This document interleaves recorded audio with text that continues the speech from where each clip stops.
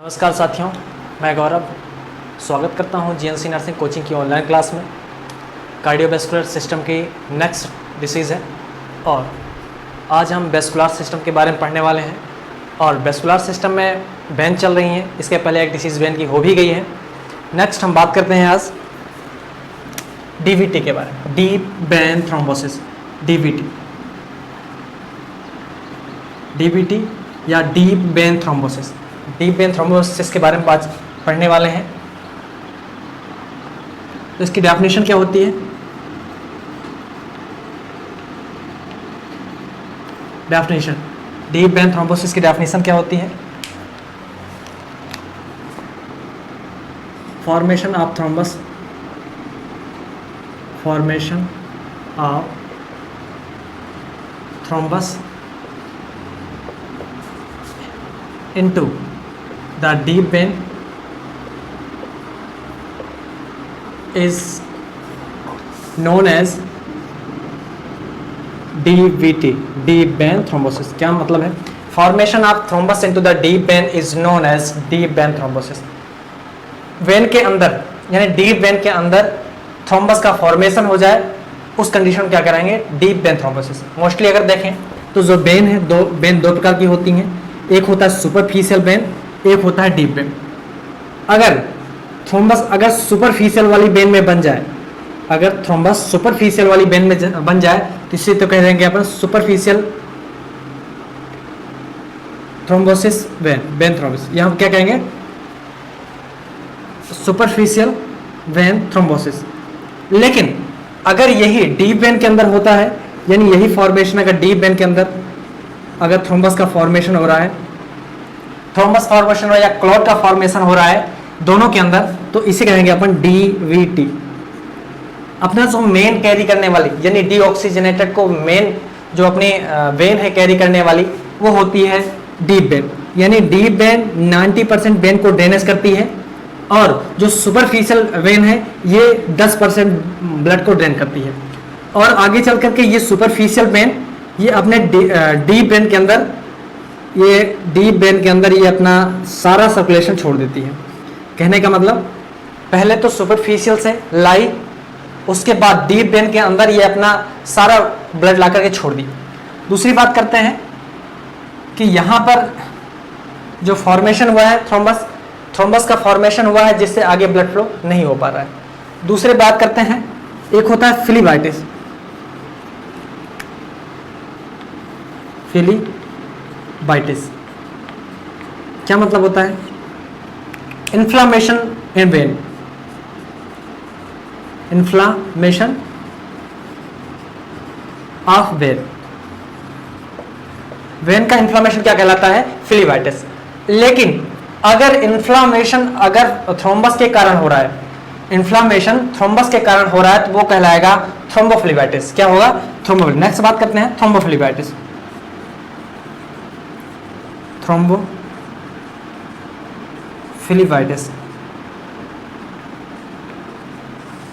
इसका मतलब क्या है?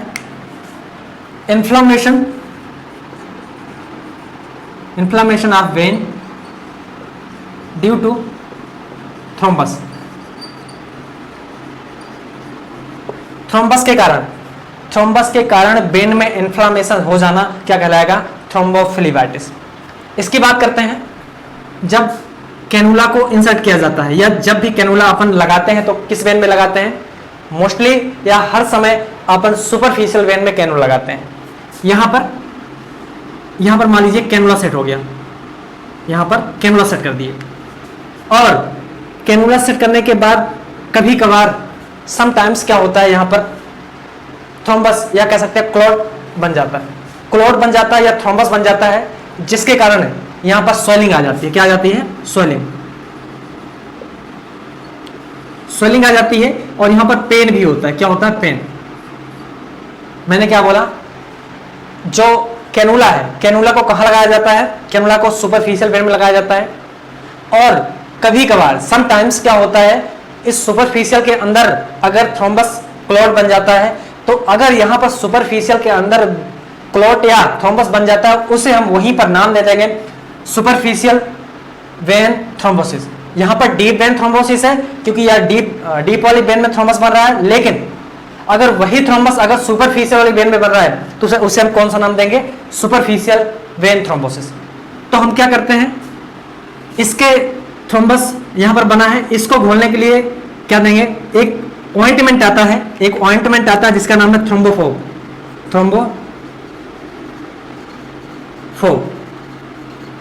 एक थ्रोम्बोफोब नाम का एक ऑइंटमेंट आता है जिसके अंदर होता है क्या? हिपेरिन। इसके अंदर हिपेरिन रहता है। तो मान लीजिए यहां पर थ्रोम्बस बनने वाला है या बनने से पहले, मतलब कि थ्रोम्बस बन गया है तो उसको तो कंप्लीटली नहीं घोल पाएगा, लेकिन यहां पर बनने की संभावना या बनने वाला होता है क्योंकि क्लॉटिंग फैक्टर यहां पर ज्यादा इकट्ठे हो। तो यहां पर मान लीजिए किसी कारणवश यहां की एंडोथेलियल जो सेल है, एंडोथेलियल लाइनिंग है जो अपनी वेन की, तो यहां पर मान लीजिए इस कैनुला से क्या हो गया है, यहां पर थोड़ा सा भी इंजर्ड हो गया है, तो उससे क्या होने की संभावना है? क्लॉटिंग होने की संभावना है। क्लॉटिंग होने की संभावना है, कभी कभार थोड़ा सा क्लॉट बन भी जाता है तो स्वेलिंग आ जाती है, पेन भी होने लगता है। तो उसको घोलने के लिए हम क्या लगाते हैं? ऑइंटमेंट हिपेरिन लगाते, हिपेरिन का ऑइंटमेंट लगाते हैं जिसका नाम है थ्रोम्बोफोब। दूसरी बात यहां पर एडवाइस देते हैं कि यहां पर आइस एप्लीकेशन यहां पर अप्लाई करो, आइस एप्लीकेशन यहां पर अप्लाई करो। और दूसरा एक क्रीम आती है, ऑइंटमेंट आता है जिसे कहते हैं थ्रोम्बोफोब, उसको हम जब अप्लाई करते हैं तो जो ये सुपरफिशियल डीप वेन का ये स्वेलिंग है या पेन है, दोनों सबसाइड हो जाता है। नेक्स्ट बात करते हैं इसके अंदर इटियोलॉजिकल फैक्टर, इटियोलॉजी।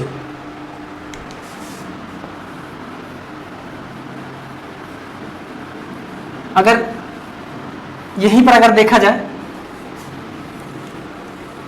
तो जो अपना डीप वेन थ्रोम्बोसिस है, डीप वेन थ्रोम्बोसिस आगे चल करके ये क्या होता है, मान लीजिए ये मोस्टली लेग में पाया जाता है। जो अपने डीप वेन थ्रोम्बोसिस है मोस्टली ये लेग में देखने को मिलता है, लेग की वेन में देखने को मिलता है। और मान लीजिए लेग की वेन में क्या थ्रोम्बोस हो गया, थ्रोम्बोसिस बन गया है। अगर यही डी अटैच, ये जो क्या थ्रोम्बस है यही डी अटैच होकर के ये फर्दर आगे अगर ये मूव करे तो ये कहां करेगा? इलियक वेन, इलियक वेन में मूव करेगा। उसके बाद कॉमन इलियक वेन, उसके बाद कॉमन इलियक वेन कहां खुलती है? आकर के खुलती है ये inferior vena cava. Inferior vena cava आकर कहां खुलती है? ये फर्दर आकर खुलती है राइट एट्रियम में, राइट एट्रियम से राइट वेंट्रिकल, राइट वेंट्रिकल से फिर पल्मोनरी आर्टरी, पल्मोनरी आर्टरी से pulmonary arteriole, pulmonary arteriole, pulmonary arterial ये कहां पर जाकर के ये कहां पर इंसर्ट हुई है? क्या ये कहां पर जाकर खुली है? ये आकर मिली है लंग्स में। कहने का मतलब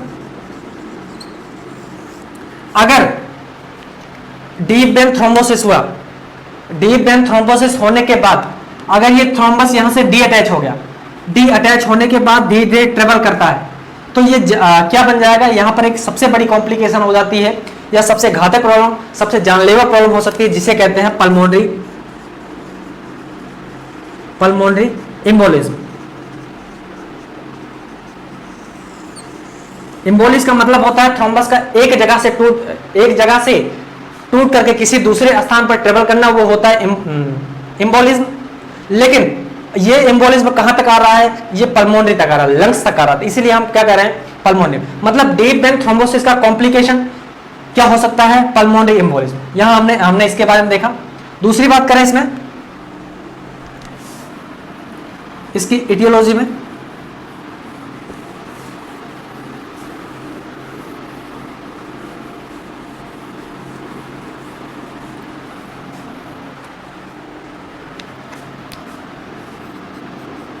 इटियोलॉजी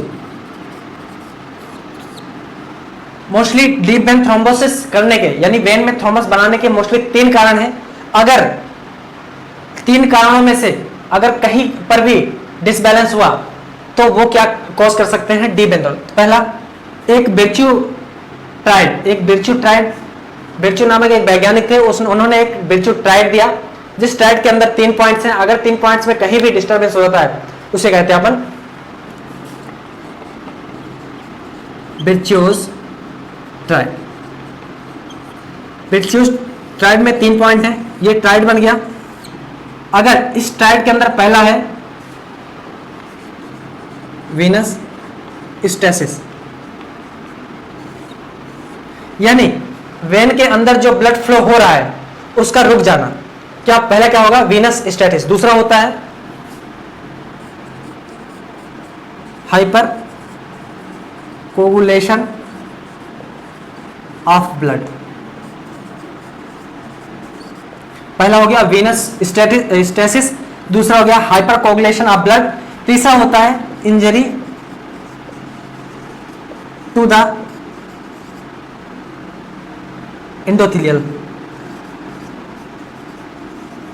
एंडोथेलियम टिश्यू। क्या मतलब है? अगर वेन के अंदर जो ब्लड फ्लो हो रहा है उसके अंदर ब्लड का रुकाव हो जाना, ब्लड फ्लो हो रहा है उसमें क्या हो जाना? रुकाव हो जाना, यानी ब्लड फ्लो में कहीं ना कहीं अगर ब्लड जो है थिक हो जाए, ज्यादा थिक हो गया, उसकी वजह से अगर रुक जाना, वीनस स्टेटिस। दूसरा हाइपर कोगुलेशन, या क्लोटिंग फैक्टर की मात्रा उस वेन में या ब्लड में क्लोटिंग फैक्टर की मात्रा ज्यादा हो जाए, जिसके कारण भी थ्रोम्बस बनने के चांस ज्यादा हैं। तीसरी बात करें injury to the endothelium tissue, जो अपने एंडोथेलियम टिश्यू है, मोस्टली बात करें जो अपना वेन होती है उसकी 3 लेयर होती हैं, और उसके अंदर वाली जो सबसे नीचे वाली लेयर है उसे कहते हैं एंडोथेलियम टिश्यू। अगर उनमें इंजरी हो जा रही है तो क्या होगा? प्लेटलेट्स एग्रीगेशन होगा। जब प्लेटलेट्स एग्रीगेशन होगा तो थ्रोम्बस का फॉर्मेशन बनेगा। ये तो हो गया इटियोलॉजी। अगर यहां पर हमने इसके बारे में तीनों में डिस्कस कर लिया। अगर बात करते हैं रिस्क फैक्टर, तो यहां रिस्क फैक्टर्स हैं कुछ। रिस्क फैक्टर में सबसे पहले बात करें यहां पर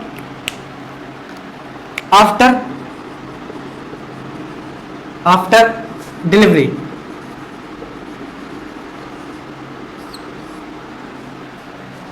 आफ्टर डिलीवरी कैसे होगा? आफ्टर डिलीवरी क्या होता है? यहां पर कोगुलेशन क्या है? जो क्लॉटिंग फैक्टर है, क्लॉटिंग फैक्टर।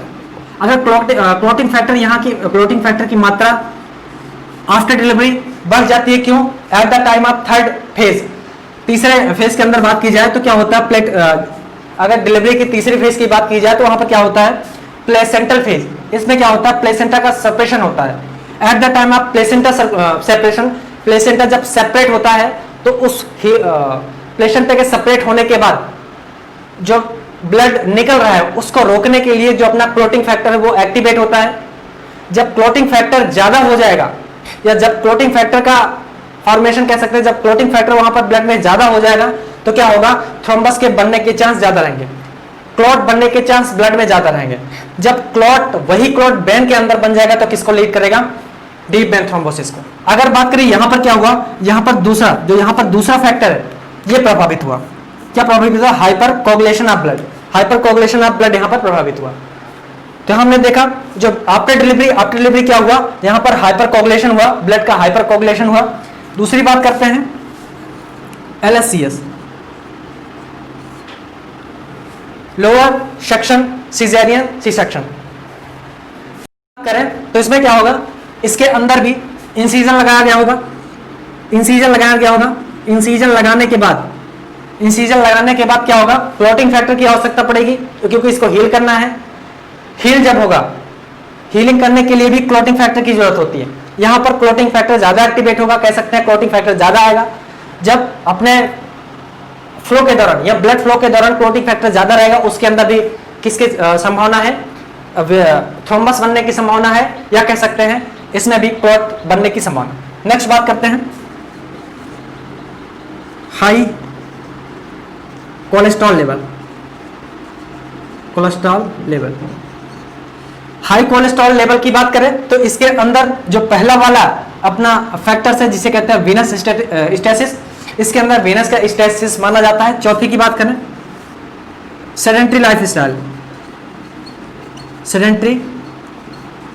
स्टाइल। इसके अंदर देख सकते हैं कि स्टार्टिंग में इसके पहले बात की थी, जो अपना वेन होता है, वेन के दोनों मस्कुलर पंप होते हैं। क्या होते हैं? Muscular pump. अगर जो खाता पीता है और बेड पर पड़ा रहता है उस टाइम पर क्या होगा, उस टाइम पर जो उसके मस्कुलर पंप है, या कह सकते हैं सीधा सा वीआर, वेनस रिटर्न, उसमें वीनस रिटर्न कम होगा या मस्कुलर पंप कम काम करेंगे। जब मस्कुलर पंप कम काम करेंगे और वीनस रिटर्न ज्यादा होगा तो कौन सी कंडीशन डेवलप हो सकती है, वीनस स्टेसिस। जब वीनस स्टेसिस डेवलप होगी तो थ्रोम्बस या क्लॉट बनने की संभावना ज्यादा है। तो हमने देखा सेडेंटरी लाइफस्टाइल में। नेक्स्ट बात करें इसके अंदर पांचवा, तो यहां पर लिख सकते हैं इंजरी और ट्रॉमा, मल्टीपल इंजरी और ट्रॉमा। इसके अंदर क्या होगा, फिर से वही ट्रॉमा होगा, इंजरी होगा तो अपना क्लॉटिंग फैक्टर ज्यादा आएंगे इस ट्रॉमा या इंजरी को हील करने के लिए। जब ट्रॉमा या इंजरी को हील करने के लिए अपने क्लॉटिंग फैक्टर्स आएंगे तो इसमें क्या होगा, पर्टिकुलर इसमें भी हाइपर कोगुलेशन होगा। जब हाइपर कोगुलेशन होगा तो पर्टिकुलर थ्रोम्बस या क्लॉट बनने की संभावना ज्यादा है। तो हमने देखा क्लॉटिंग फैक्टर इसमें होगा। 6 बात करते हैं। नेक्स्ट इसमें बात करते हैं injury during invasive procedure. Invasive procedure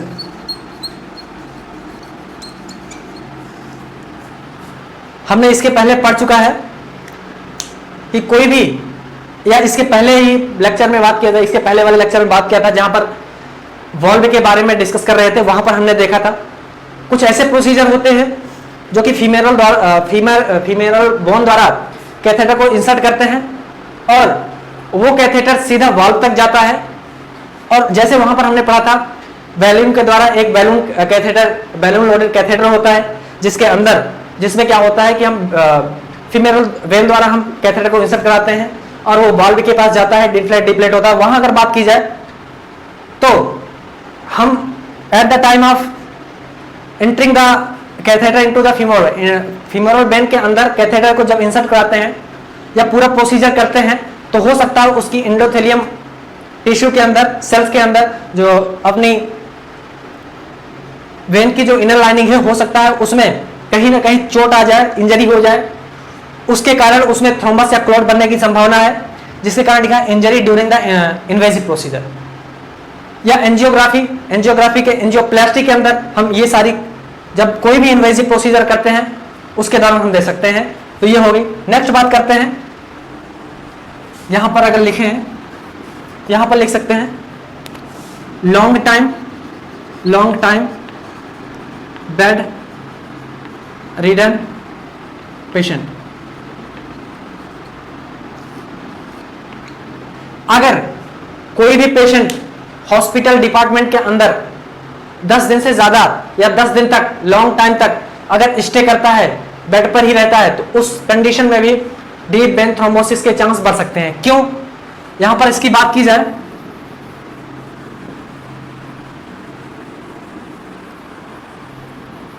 यहां पर क्या होगा, लॉन्ग टाइम बेड रिडन, इसमें क्या होगा, जो पेशेंट है पर्टिकुलर, इसमें क्या होगा, वीनस रिटर्न कम होगा या मस्कुलर पंप यहां पर जैसे देखा था, इसमें वीनस रिटर्न कम होगा, मस्कुलर पंप कम काम करेंगे। जब मस्कुलर पंप कम काम करेंगे तो उसके अंदर वीनस स्टेसिस हो सकता है। जब वीनस स्टेसिस होगा तो पर्टिकुलर उस पेशेंट के अंदर भी डीप वेन थ्रोम्बोसिस के चांस बढ़ सकते हैं। नेक्स्ट बात की जाए इसके अंदर, तो क्या करती है इस कंडीशन पेशेंट जो नर्स होती है, पर्टिकुलर जो नर्स है उसको एक्सरसाइज कराती है, जिसके अंदर लेग एक्सरसाइज कराती है। लेग एक्सरसाइज के दौरान क्या होगा, वहां पर मस्कुलर पंप ज्यादा काम करेंगे। मस्कुलर पंप ज्यादा काम करेंगे तो वीआर बढ़ेगा।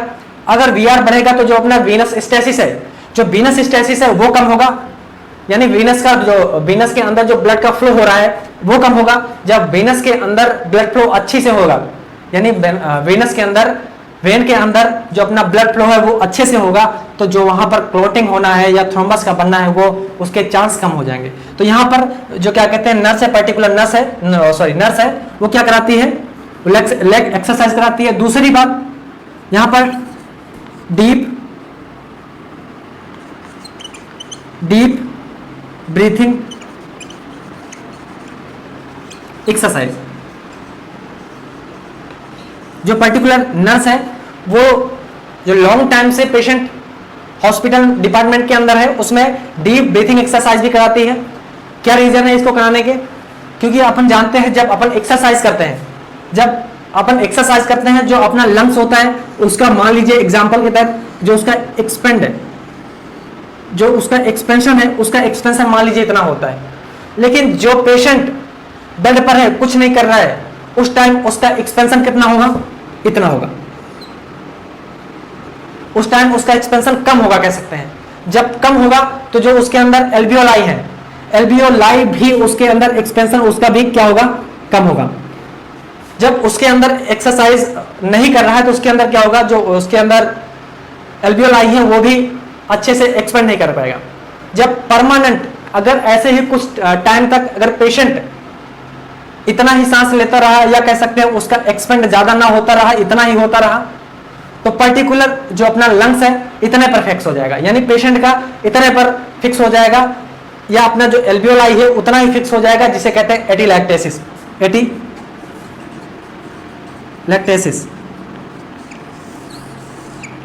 उस पर्टिकुलर पेशेंट में एटीलैक्टेसिस होने के लिए, एटीलैक्टेसिस होने से बचने के लिए जो पर्टिकुलर एक्सरसाइज कराते हैं उसे कहते हैं deep breathing exercise. Deep breathing exercise से क्या फायदा हुआ? इससे यह फायदा हुआ कि एटीलैक्टेसिस बनने की संभावना कम हो जाएगी, क्योंकि यहां पर पेशेंट को डीप ब्रीथिंग एक्सरसाइज कराएंगे तो जो अपना एक्सपेंशन है, जो लंग्स का एक्सपेंशन है वो ज्यादा होगा। जब ज्यादा होगा तो उसके अंदर एयर ज्यादा आएगी और एल्वियोलाई का एक्सपेंशन अच्छी तरीके से होगा, जो कि एटीलैक्टेसिस से बचाएगा। नेक्स्ट बात करते हैं इसके अंदर।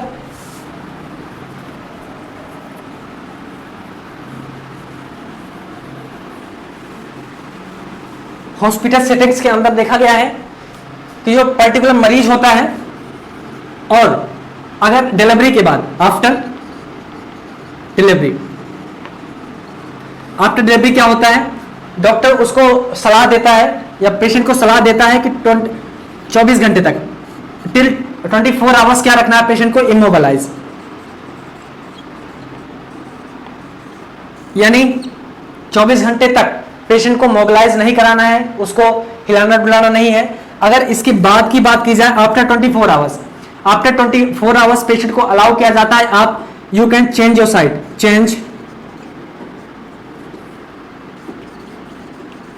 Changing the side after 24 hours. यहां का आफ्टर 24 आवर्स की बात करें, 24 घंटे बाद, तो पर्टिकुलर पेशेंट को सलाह दी जाती है कि अपना करवट चेंज कर सकते हैं, आप अपना करवट ले सकते हैं या अपनी साइड को चेंज कर सकते हैं। 24 घंटे की बाद या 2-3 दिन बाद बात की जाती है कि तीसरे दिन या दूसरे दिन, तीसरे दिन पेशेंट को तीसरे या चौथे दिन उसको बेड पर बैठने के लिए अलाउ किया जाता है, to sit on the bed. Particular बात की जाए तो तीसरे चौथे दिन क्या किया जाता है? पेशेंट को अलाउ किया जाता है और बैठने के लिए। नेक्स्ट अगर बात की जाए तो जो डिलीवरी वाला पेशेंट है, आफ्टर डिलीवरी, उसको 5 दिन बाद या 4-5 दिन बाद उसको अलाउ किया जाता है कि आप क्या करो, कि आप वार्ड के अंदर, उस रूम के अंदर क्या करो? वॉक करो, वॉकिंग इन द रूम। उस पर्टिकुलर डिपार्टमेंट या रूम के अंदर 5 या 7 दिन बाद, 5-6 दिन बाद क्या किया जाता है? अलाउ किया जाता है वॉकिंग के लिए। क्यों ये सारी चीज क्यों की जाती है? क्योंकि डीप ब्रेन, यहां पर मस्कुलर वीआर अच्छे से हो, मस्कुलर पंप जो है अच्छे से काम करे, ताकि उसमें वेन के अंदर थ्रोम्बस बनने के चांस या क्लॉट बनने के चांस कम हो। तो यहां पर हमने देखा इस सारी चीजों को। नेक्स्ट बात करते हैं इसके अंदर।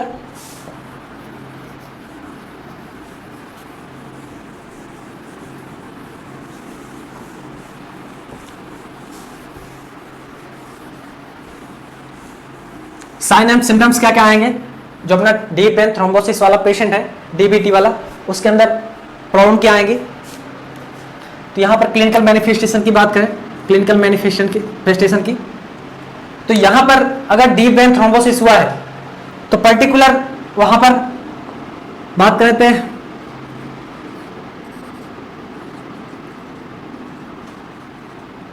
लेग में एडिमा हो जाएगा, या कह सकते हैं लेग एडिमा ना बात करके यहां पर सीधा लिख सकते हैं स्वेलिंग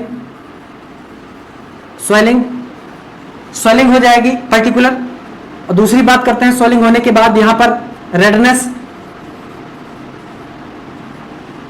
नेक्स्ट बात करें तो यहां पर क्या देखने को मिला, वार्म जो एरिया रहेगा यहां पर, अगर एग्जांपल से बात की जाए तो मान लीजिए यहां पर क्या हुआ है, थ्रोम्बस बना है, यहां पर थ्रोम्बस बना है और इधर से आने वाला ब्लड, यहां से ब्लड आ रहा है, आगे यहां पर थ्रोम्बस बना हुआ है, या कह सकते हैं यहां पर जो ऑब्स्ट्रक्शन हुआ है इसके कारण अच्छे से ब्लड नहीं जा पा रहा, तो क्या होगा, यहां पर स्वेलिंग हो जाएगी, यहां पर प्रेशर बढ़ेगा तो क्या हो जाएगी, स्वेलिंग। मैंने स्वेलिंग लिख दिया। और यहां पर फ्लूइड का कलेक्शन होगा, ब्लड का कलेक्शन होगा। जब यहां पर ब्लड का कलेक्शन होगा क्या होगा, रेडनेस होगी रेडनेस होगी। दूसरी बात करें, यहां का जो एरिया है ये क्या होगा, वार्म मिलेगा। यहां पर क्या लिख सकते हैं, वार्म। इसके पहले बताया था थ्रोम्बस के कारण अगर वेन में इन्फ्लामेशन हो जाता है उसे कहते हैं वेनस थ्रोम्बोफ्लेबाइटिस, थ्रोम्बोफ्लेबाइटिस कहते हैं। थ्रोम्बोफ्लेबाइटिस ये तो मोस्टली किसके साइन ऑफ सिम्पटम्स हो गए, ये हो गए अपने डीप वेन थ्रोम्बोसिस के। अगर इसमें अगर इन्फ्लामेशन हो जाता है तो क्या देखने को मिलेगा, यहां पर देखने को मिलेगा पेन, फीवर, ये सारी चीज कॉमन चीजें हैं। नेक्स्ट मिलेगा टेंडरनेस,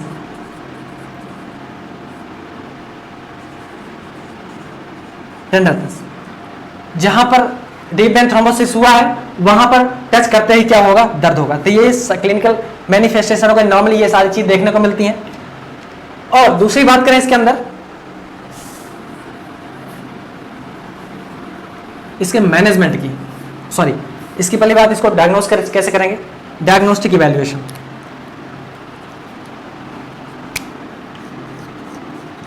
डायग्नोस्टिक इवैल्यूएशन कैसे करेंगे, अगर DB2 को देखना है तो क्या करेंगे, सबसे पहले इसको देख सकते हैं, डीप वेन थ्रोम्बोसिस को देखना है, यहां पर कलर डॉपलर कर सकते हैं,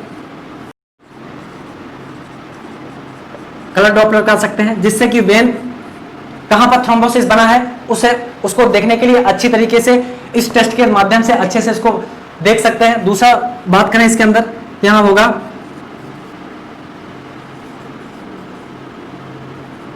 फ्लीबोग्राफी या और वीनोग्राफी, इसके माध्यम से इसको अच्छे से देखा जा सकता है। ये अपने नॉर्मली DPT को देखने के लिए मोस्टली ये डायग्नोसिस करते हैं। तीसरा मिलेगा पॉजिटिव होमान साइन,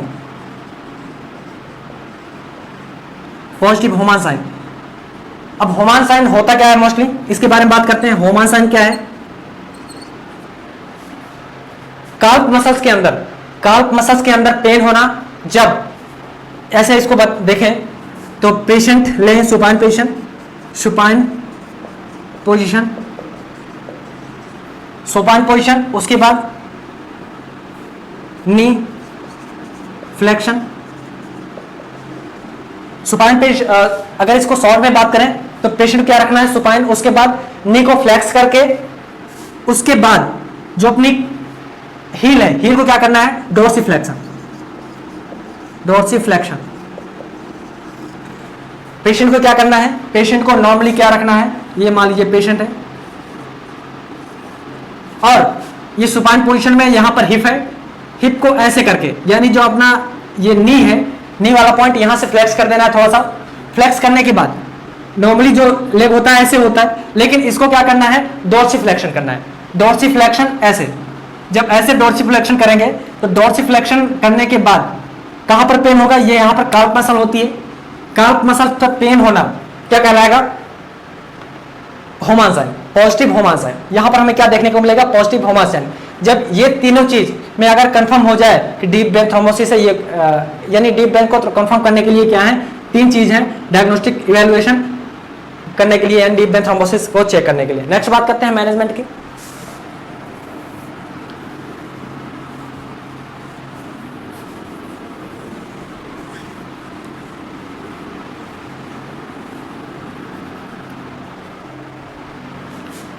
मैनेजमेंट,